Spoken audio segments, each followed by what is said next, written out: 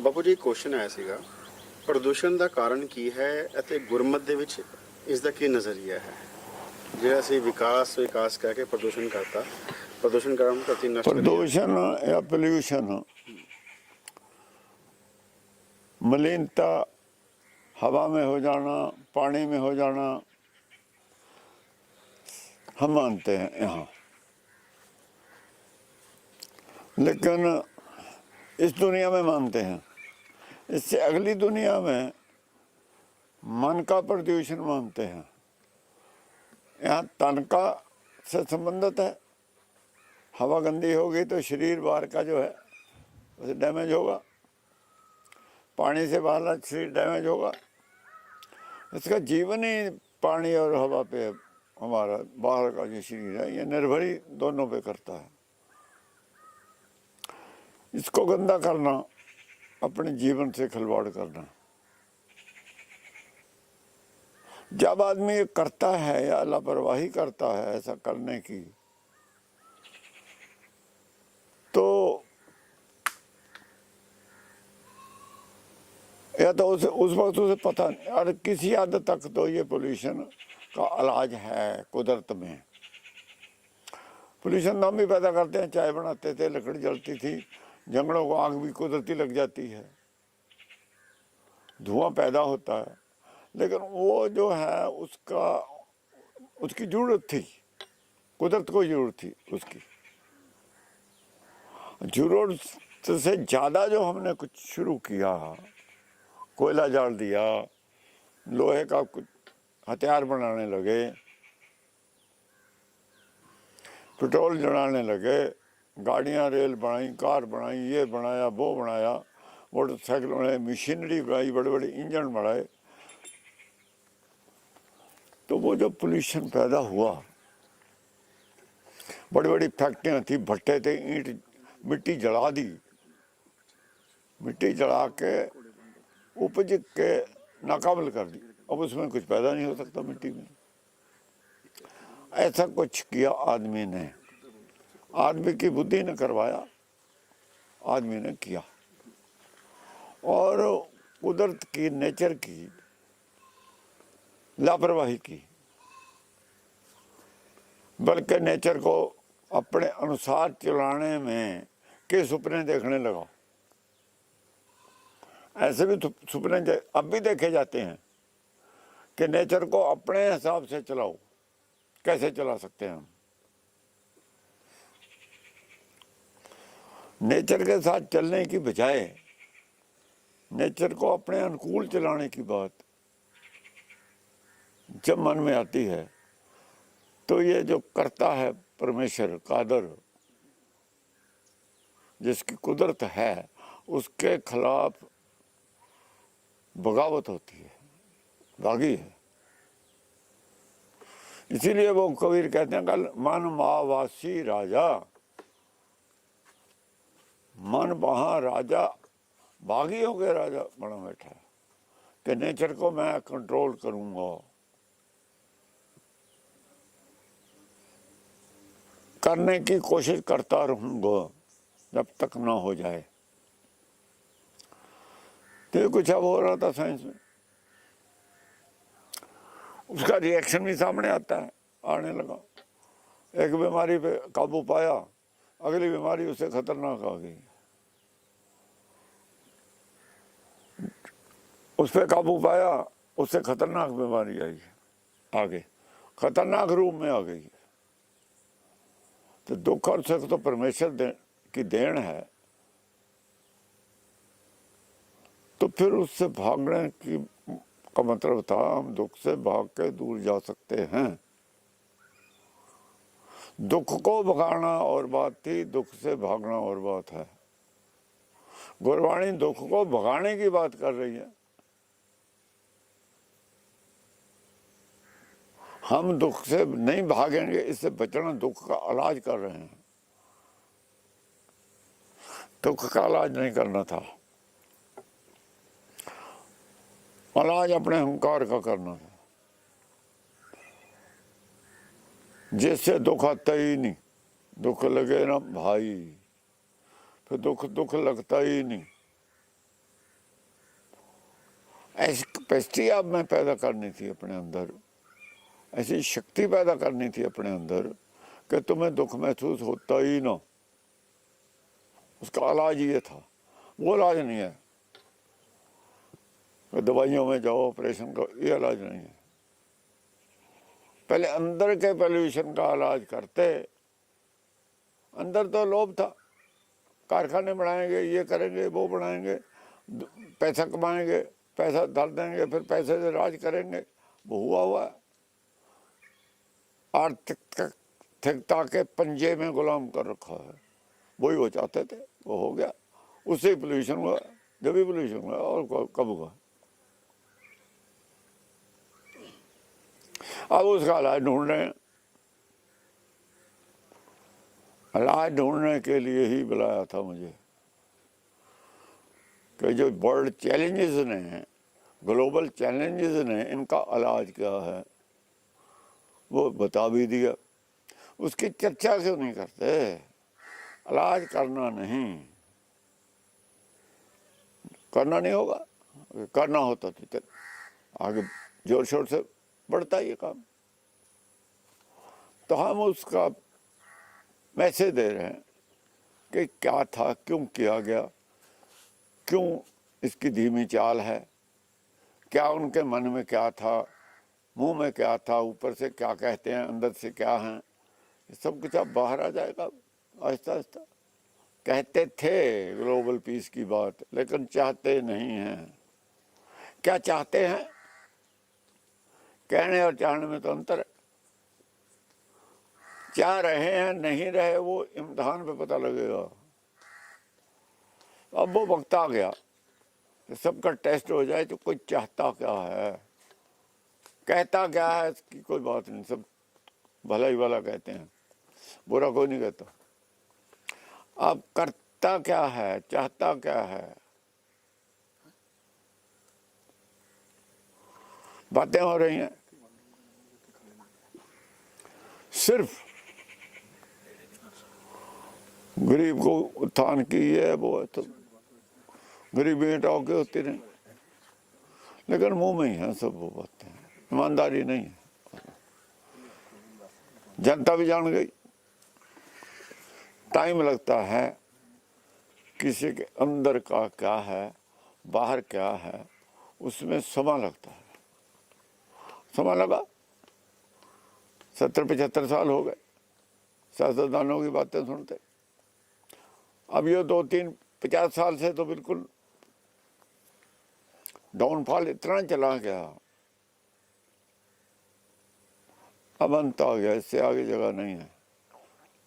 इससे आगे ऐसे ही है कि डिक्टेटरशिप से लाठी से राज शुरू हो जाए पब्लिक पे।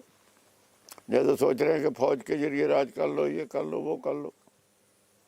ऐसा नहीं हो पाता, ये जमाना नहीं है वो। ऐसा सोचना ही जो है, सोच गलत है, ये सोच गलत है। ये तो सोच मारू सोच है, विनाशकारी सोच है ये। और इस सोच के खिलाफ भी हैं, खिलाफ हैं।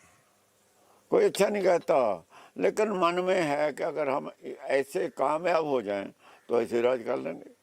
मन में ही है।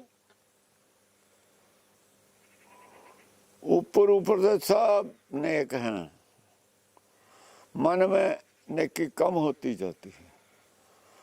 कम है, बहुत कम वाले भी हैं और थोड़ी कम वाले भी हैं। बहुत थोड़ी कम, बहुत ही थोड़ी कम वाले भी नेता हैं।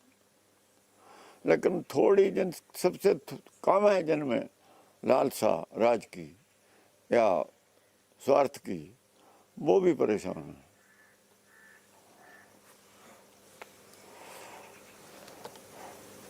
क्योंकि वो झूठी बातें झूठे वादे नहीं कर सकते।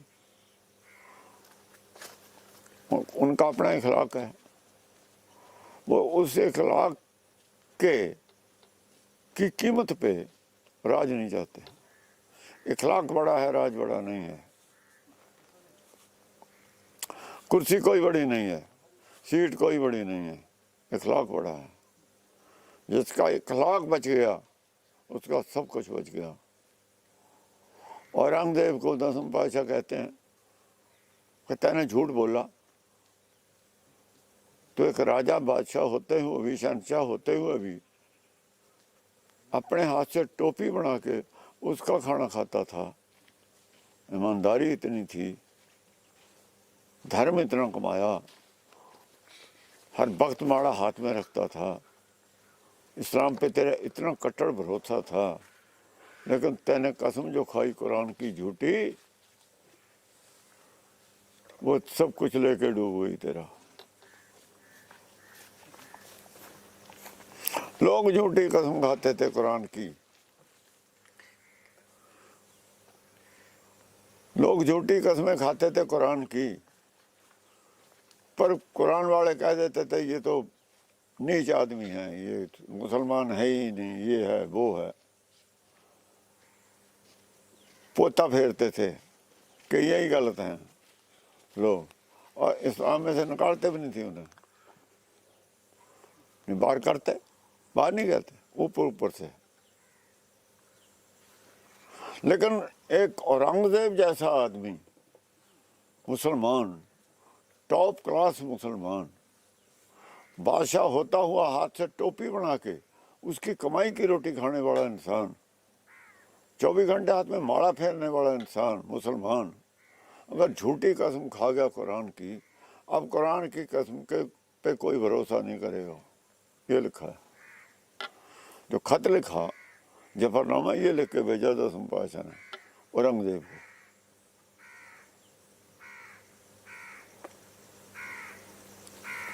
एक बड़े आदमी का धर्म से भाग जाना, धर्म में जान नहीं छोड़ता, फिर धर्म में प्राण नहीं रहते। छोटे आदमी कुछ करते रहो। अब एक दलाई लामा है, गुरु है, उस पर ही ऐसा कोई इल्जाम लग जाए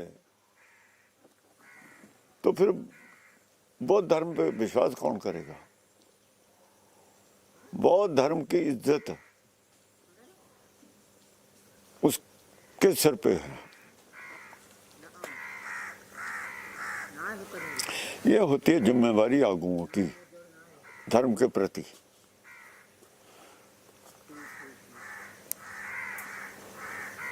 अब वो नहीं सिफारिश मानता, सचखंड में कोई सिफारिश नहीं मानता, नहीं तो गुरु नानक सचखंड में सिफारिश करके अपनों को ले जाता, फटाफट सबको बुला लेता। यहाँ एक अफसर हो जाए, वो चाहता अपना कुर्मा भर्ती कर लो, मिनिस्टर चाहता अपने आदमी भर्ती कर लो, यहाँ चलता है, वहाँ नहीं चलता। जब यहाँ भी नहीं चलेगा तब लोग सुखी होंगे। वहाँ इसलिए सुखी हैं कि वहाँ सिफारिश नहीं चलती, यहाँ इसलिए दुखी हैं, यहाँ सिफारिश चलती है। सच का राज कैसे रह गया? एक आदमी के जी में बेईमानी आई कि मेरा लड़का तो है थोड़ा नालायक, इससे लायक बहुत ज़्यादा है, पर ये नौकरी इसी को दे दो। लायक की जगह नालायक आने लग गए। हमारी ये थ्योरी है, तख्त पर है तख्ते के लायक, अगर लायक नहीं है तेरा तो ये तख्त और ताज दूसरे को दे दे। गुरु नानक ने तख्त और ताज अपने चेले अंगद को दे दिया, अपने लड़कों को नहीं दिया। वो लायक नहीं था, नहीं दिया। आज वो रौला मचा रहे हैं कि वो लायक था। लायकी क्या थी, किस बिना पे दिया, ये बात क्यों नहीं इन्होंने डिस्क्लोज करी। और कहानियां, हल्की कहानियां कैसे बना दी, ऐसे चला गई हो रही, ये क्यों छुपाते रहे जानबूझ के। यही कारण ये कहें हमें धर्म का ज्ञान, काशी वाले हैं सब जिन्होंने ये अर्थ किए हैं, निर्मल संत हैं जिन्होंने अर्थ किए हैं, जिन्होंने गाइड किया सिक्खी को, वो जिम्मेवार है। और कौन जिम्मेवार है? अब मुझे कह रहे हैं सबूत साबित करो हमारी जिम्मेवारी क्या थी। ये जिम्मेवारी है तुम्हारी, आओ मैं करता हूँ साबित। ठीक है, तुमने लिखे, प्रचार तुमने किया, या श्रीचंद को ने किया, सात संतों ने? तो प्रचार सारा उल्टा है। जिम्मेवारी किसकी होगी? करने वाले की होगी और किसकी होगी? या बताओ किसने किया? कैसे प्रचार उल्टा कब हो गया? किसने किया? तुमने ठीक किया था। ये सब तुम्हें साबित करना होगा हुआ कैसे ये। और वेद है, जब हम आर्य थे, आर्य से हिंदू कैसे बन गए? क्यों बन गए हिंदू? क्या जरूरत पड़ी थी? हिंदू कहलाते में जरूरत क्या थी? जिसको हमारे ही भक्त, जिन्हें तुम भक्त मानते हो, संत मानते हो, वो कहते हैं हिंदू अंधा तुर्कू करना। मुसलमान को एक आंख बड़ा बताते हैं और तुम्हें अंधे बताते हैं, और उन तुम मानते हो महान संत हैं, तो तुम्हें हिंदू क्यों कहा रहे हो? ये तो घटिया है शब्द। और तुम मानते हो कि हिंदू कोई धर्म ही नहीं। या बताओ किसने बनाया, किसने, कब बना? ये भी कोई सबूत नहीं। इस बात पे तुम बुजिद्द क्यों हो कि हम हिंदू हैं, जबकि मुसलमान तुम्हें हिंदू कहते थे। मुसलमान का मतलब ईमान बाड़ा, हिंदू का मतलब है बेईमान। ये अर्थ उनकी डिक्शनरी में है, हमारी डिक्शनरी में का ये शब्द ही नहीं हिंदू। संस्कृत में नहीं है, या दिखाओ कहाँ हिंदू? किसी ग्रंथ में हिंदू नहीं है। तुमने क्यों माना हम हिंदू हैं, जब हिंदू शब्द के अर्थ ही नहीं घटिया है? आप भी कह रहे हो हिंदू। हिंदू गुलाम था। जब हम आजाद हैं तो देश है भारत। जब हम आजाद हैं, देश का नाम है भारत। वेद का है प्रचार। हिंदू भारत को सारा विश्व अपना गुरु मानता है। दलाई लामा आया था 2 साल पहले, उसने आते ही कहा कि भारत मेरा गुरु है। दलाई लामा तो खुद गुरु है बोधियों का। वो कह रहे भारत मेरा गुरु है। भारत ही गुरु है, रोशनी भारत से जाती है। वेद भारत में पढ़े हैं, वेद यहाँ रचे गए हैं, रचेता सारे यहाँ के थे, गुरबाणी यहाँ रची गई है, रचने वाले सब यहाँ के हैं। कबीर है, रविदास है, सब यहाँ के ही हैं, भारत के हैं सब। राजस्थान के भी हैं, धन राजस्थान का है, कोई बंगाल का है, कोई महाराष्ट्र का है, नामदेव, सारा भारत ही है इसमें। ये भारत का ग्रंथ है, गुरु ग्रंथ, सारे संतों की वाणी है उसमें। 18 तो ब्राह्मणों की वाणी है इसमें, 18 मुसलमान, 4 मुसलमानों की वाणी है। वही बात लिखी है उन्होंने। वो धर्म है सारे सबको मान्यता दे सकता है, जिसमें मुसलमान भी फकीर हुए हैं, जो बड़े फकीर हुए हैं मुसलमान, जैसे फरीद है, कबीर भी मुसलमान के घर का जन्म है। जो बड़े हुए हैं उन्होंने जिस धर्म को माना है उस धर्म की बात कर रहे हैं हम। और ये धर्म जो तुम कह रहे हो वो है क्या? हिंदू धर्म जिस पे लिखा हुआ हो, कोई ग्रंथ दिखाओ कि ये ग्रंथ है हिंदू धर्म का, बताओ तो सही। गीता है उसमें हिंदू नहीं, महाभारत है उसमें हिंदू नहीं, टाइटल पे हिंदू नहीं, कहीं हिंदू शब्द नहीं आया, कहीं हिंदू का कोई जिक्र नहीं आया। तो कहाँ से ये धर्म दिया जाता है इंजेक्ट करके हमें, जबकि हम आर्य हैं। रामचंद्र भी आर्य है, सीता भी आर्य है। राम का मंदिर बन रहा है, हिंदू की बात कर रहे हैं। आर्य की क्यों नहीं करते बात? आर्य की बात करो।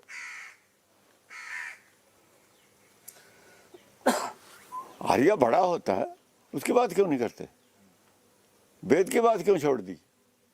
ये दुकानें बंद हो जाएंगी, ये दुकानदारी वेद के बाद चली है।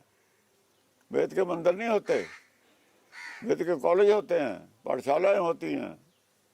वो ज्ञान की बात है, वो पूजा की बात नहीं है, तो स्टडी की बात है।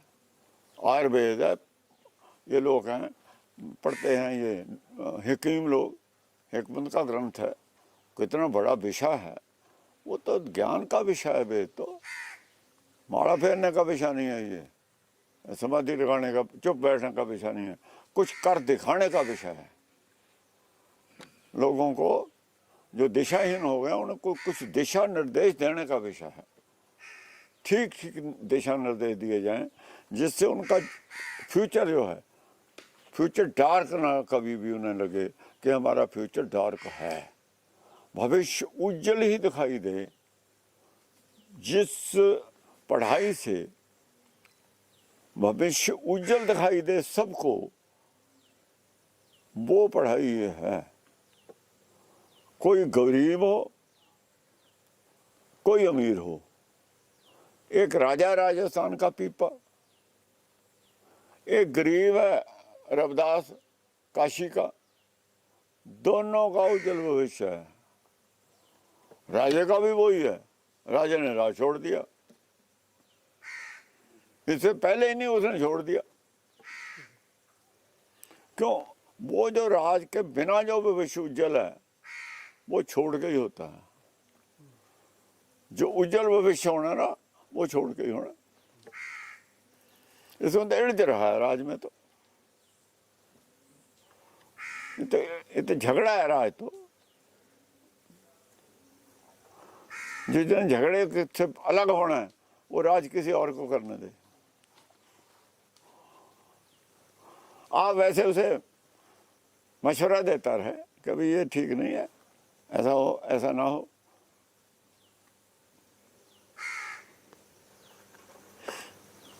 तो ये पोल्यूशन जो है, पहले उन लोगों के मन पोल्यूटेड थे जिन्होंने पोल्यूशन पैदा किया, जिनके दिमाग में ये आया कि हम अमीर हो जाएं, अमीर होके दुनिया को गुलाम बनाएंगे। तो पोल्यूशन तो हो गई मन में। यहाँ से चला पोल्यूशन, चलता ही गया, चल रहा है। और वही लोग इलाज भी कर रहे हैं, सोच रहे हैं, कर नहीं रहे, सोच रहे हैं। इलाज तो उसे पूछो जिसने कुदरत बनाई है, क्या इलाज है। हाँ, तुम्हें अगर तुम चाहते हो कि हमें वो अकल मिल जाए जैसे इलाज, जो इलाज कर सके, तो ये पैसा जैसे पीपे राजन राज छोड़ दो, आ जाएगी अकल। सब कुछ दिख जाएगा जैसे दिखा है, सब समझा जाएगी। जो डर है अंदर कि हमने अपराध किया, पता नहीं पब्लिक हमें क्या सजा दे या भगवान क्या सजा दे, इसीलिए डिप्रेशन भी है।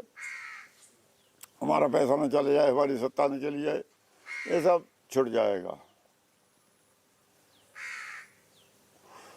पोल्यूशन का खतरा क्यों है तुम्हें इतना ज़्यादा?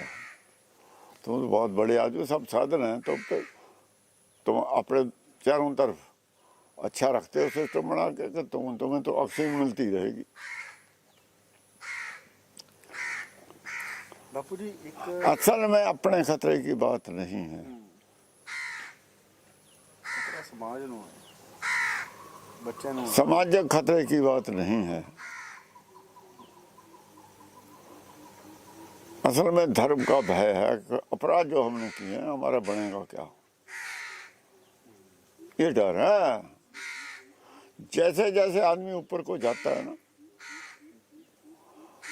चाहे कितना अहंकार बढ़ जाए, अंदर भय है उसके कि मौत उसके बस में नहीं है,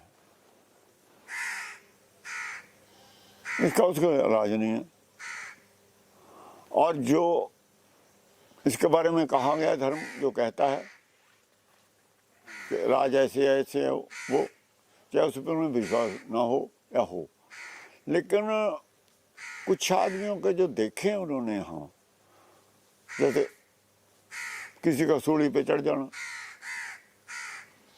किसी का पुर्जा पुर्जा कटवा लेना बैठ के, किसी का गर्म तवी पे बैठ के आराम से ध्यान, अपने ध्यान में रहना, ये जो बातें होती हैं ना धर्म में, ये मजबूर करती हैं लोगों को भयभीत करने में। इससे उनका मन में डर है, कुछ तो सच्चाई इसमें है, वो डर सता रहा है उन्हें। क्या आखिर मरता हमने भी जाना, पता नहीं कब मर जाए, उन्हें इतना नहीं पता कि किस सेकंड ये हमारे हथियार बने हुए हमारी वजह से चल जाएंगे। क्योंकि उनकी चर्चा हर वक्त रहती है दुश्मनी, कौन से मोड़ पे आके ये बात हम नहीं मानेंगे चाहे वर्ल्ड वार हो जाए, ऐसे उनके मोड़ आते हैं। पता नहीं किस मोड़ पे आके दूसरे आदमी ने बटन दबा देना है। डर तो है ही। जिसके दुश्मन होंगे वो जब तक उसकी दुश्मनी है, किसी से बैर विरोध है, उसके अंदर भय रहेगा। अगर भय नहीं तो उन्होंने इतनी फौज क्यों भर्ती कर रखी है, अपने बचाव के इतने साधन क्यों कर रखे हैं? अगर भय नहीं, जितना इनको भय है किसी को भी नहीं। जो आदमी खुले फिरते हैं उसे क्या भय है? एक मजदूर है सारा दिन, उसे भय है कोई? मुझे कोई कत्ल कर देगा, क्यों करेगा बेचारे को कत्ल? तुम ऐसे घूम के दिखाओ तो पता पड़ेगा। अगर जब अच्छे राजे थे तो प्रजा में खुले घूमते थे। आज क्या बात है, इससे बुरा जमाना नहीं है आ सकता। लोक राज का जो है, सबकी मर्जी, पब्लिक की मर्जी, ये तो सब लोग कुदरत से बागी हैं तब यहाँ आए हैं। इनकी मर्जी की बात कर रहे हो? ये अपनी मर्जी से जैसे चुनने वो अच्छा आदमी होगा। किस बिना पे ये बात तुमने कह दी? किस बिना पे इलेक्शन कबूल कर लिए? शैतान के दिमाग की बात थी। शैतान राज करना चाहता था, शैतान को राज चाहिए था। धर्म तो इसकी इजाजत नहीं देता, वो तो सिफारिश को नहीं मानता। तुम्हारे अंदर सिफारिश है, इसका मतलब उसके खिलाफ है ये सिस्टम। सारा सिस्टम यहाँ का कुदरत के खिलाफ है। इंसान की सोच कुदरत के खिलाफ है। जब तक ये रहेगी, विनाशकारी सोच है ये, विनाश होता ही रहेगा। ये सोच नहीं बचा सकती तुम्हें, ये तो फंसा सकती है, फंसा के आहिस्ता आहिस्ता मरवा दे। और जो सुख साधन हैं, जो सुख साधनों पे पब्लिक के पैसा खर्च करना है, वो तुम्हारे अहंकार की, राज करने की इच्छा की बलि चढ़ रहा है। तुम्हें राज करने की इच्छा ना अहंकारियों को, वो उसकी बलि चढ़ रहा है। सब पैसा जंगों में, युद्धों में तुम्हें राज करना है ना, और तुम्हारे अंदर इच्छा ना हो, यही पैसा पब्लिक पे खर्च किया जा सकता है। तुम कैसे मानो? ये है तुम्हारी देशभक्ति, ये है जनता भक्ति, तो साफ नजर आती है सबको। तो पोल्यूशन का इलाज तुम कैसे कर लोगे? क्या बातें, लोगों की आंखें पूछने का काम करते हो, धोखा देते हो। अब भी पब्लिक बेवकूफ है। पोल्यूशन पहले मन में आता है, अपने मन को साफ करो पहले, फिर पोल्यूशन को दूर करने की बात की है। पहले अपने मन साफ करो। क्या तुम चाहते हो